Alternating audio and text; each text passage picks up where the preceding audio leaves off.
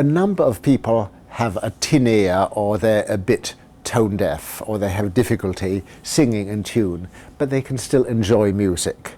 But there's something which is very rare, where there is a total inability to perceive music as music.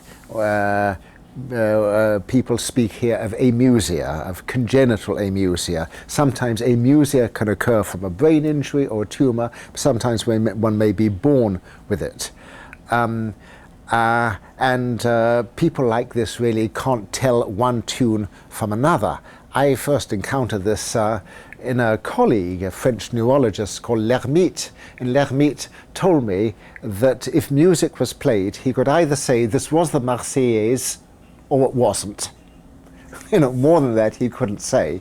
Now I'm afraid I didn't ask him what the Marseillaise was like and how he knew it was the Marseillaise. Would people sort of salute or stand to attention? Did they have a special look? Or was it the rhythm? Or how did he know, and what did it sound like? But anyhow, some years later, in fact fairly recently, I've had a chance to talk to a delightful, intelligent woman who has this condition. She describes how, as a child, she came from a rather musical family. She couldn't recognize any tune. She couldn't distinguish tunes. And her mother would get furious and say, "What have you got against music?" And her father tried to train her with records. It was useless. As a young woman, her boyfriends would like to take her to concerts, and she would say yes, but she was partly bored and partly excruciated. I said, "Why excruciated? What did it sound like to you?" And she said, "You want to know what it sounds like?" She says, "When you play what you call music," she says, "to me it sounds like the rattling of pots and pans. If you went into the kitchen and you threw all the pots and pans on the floor, it's noise." And I was sort of really rather appalled by this, and I felt very sympathetic to her.